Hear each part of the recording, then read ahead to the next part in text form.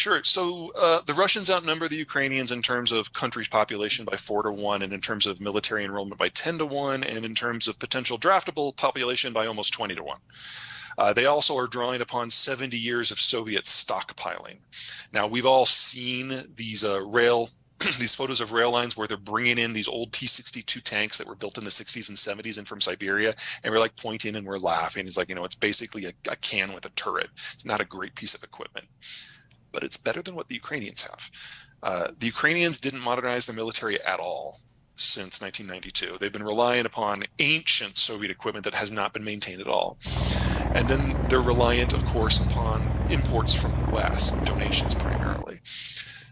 That's been working, but that has a shelf life. The issue is that we don't fight like the Russians and the Ukrainians do. We don't do set piece engagements with large scale artillery assaults and moving slowly. We do lightning strikes. We have an air force. We do deep penetration bombing. We use smart weapons to target logistical centers and command and control depots. The whole idea is, if with enough precise attacks, you can prevent the other side from functioning as a military in the first place, so they can't do a mass formation. That's how we fight. The equipment that you use for that is not something you train up for in a month or a year. That's a career. So the equipment that we can provide the Ukrainians with has to be, I don't want to say dumb, but certainly not hyper smart, something that they can learn in less than 3 months. And in many cases, it's been less than 2 weeks because they've been under so much pressure. So you're not talking tanks, you're not talking advanced artillery, except for very small groups of people who can be brought out of Ukraine to be trained. You're talking about things that your average Ukrainian can throw in a pickup or throw on their shoulder and run to the front. That's javelins, that's stingers. We've already exhausted half of our stockpile.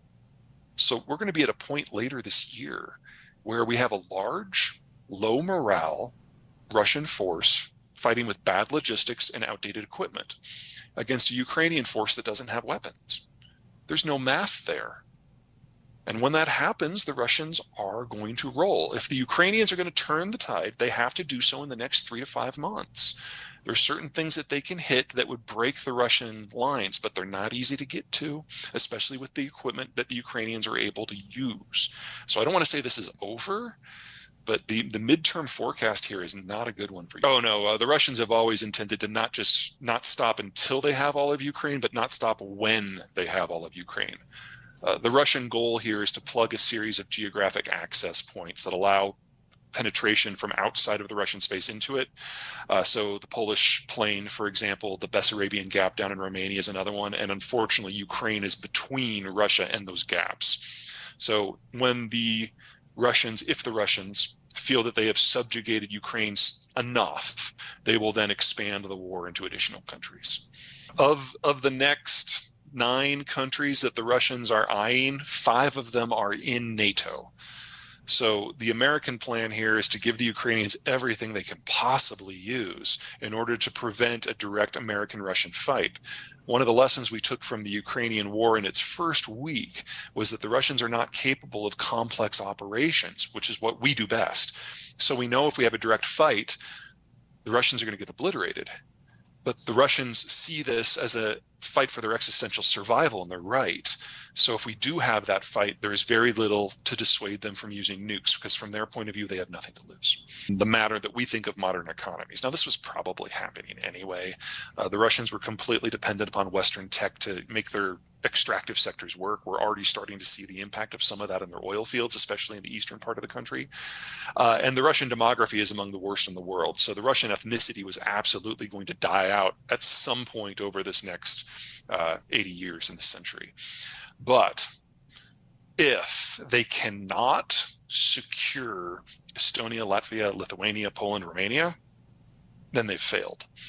And they have already locked in the price for launching the war. If they launch the war and fail, that really is the worst case scenario for them. And I find it unlikely they'd be able to capture as much as they feel they need to. So we are now in the witching hour of the Russian ethnicity. It will probably vanish. Russia will probably vanish over the course of the next 20 to 25 years. Now, if the Russians do manage to plug those gaps and get all the way to Warsaw and so on, that buys them a lot more time. But it doesn't end the It doesn't change the end destination here. Okay, so we knew as of 2 years ago that China was already the fastest aging workforce in human history. Since then, more data has come out, and it now suggests that by 2050, there'll be fewer than 650 million Chinese. So we're looking at an excess of a 50% drop in their population in 30 years, assuming nothing else goes wrong. So many other things are going wrong. We're going to lose Russian crude from the market, whether it's because of sanctions or boycotts or degradation in the field because they can't get the tech in that they need. That hits China more than anyone else. We're seeing disruptions in agricultural markets, and the Chinese are the world's largest importer of either foodstuffs or the stuff you need to grow foodstuffs. So we're looking at a catastrophic reduction in their ability to maintain their standard of living before you get into the manufactured side of the equation. Already, there is not a manufacturing product that can be made in China at a lower cost than can be made in North America. Their labor is already aged out. The only reason we think of China as a manufacturing power today is because of the sunk cost of the industrial plant. You have to rebuild that. That doesn't happen overnight. That's not free. We're working on it. But there's no way that China emerges from this decade as a consolidated power. They won't have the people, they won't have the economy, they won't have the energy to keep the lights on.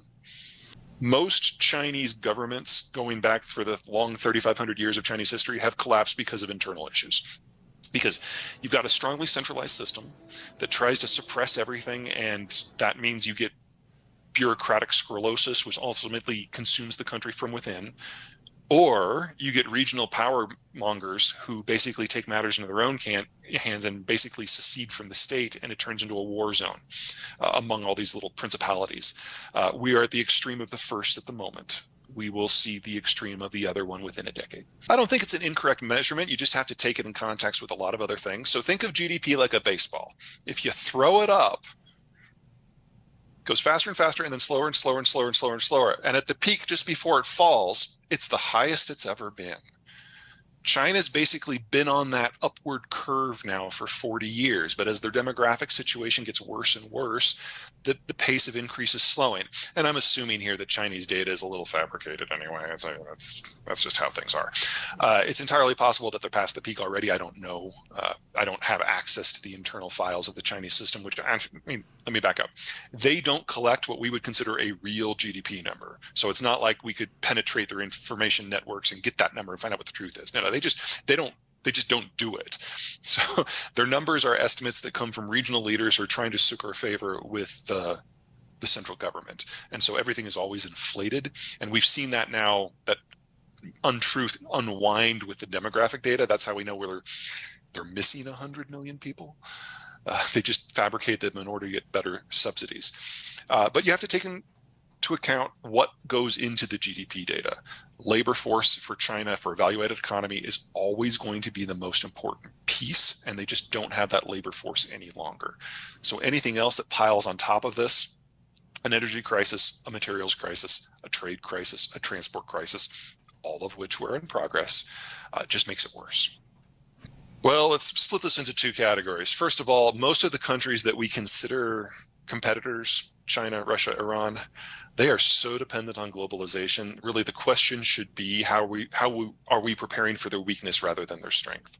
One of the mistakes that we made in the early post-Cold War years when the Russians fell down is we were neither supportive enough of the Russians to help them become something better and different, nor were we willing to put a bullet into Russia's head to make sure that they were never a threat again. We just kind of muddled through and ignored it.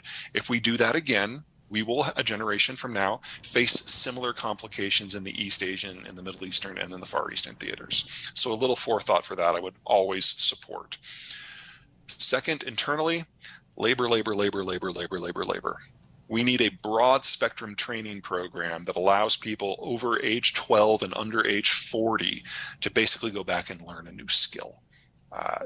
There was some talk early on in the post-COVID recovery of rebuilding the Conservation Corps, which is a program that we had back in the 1930s, which did just that.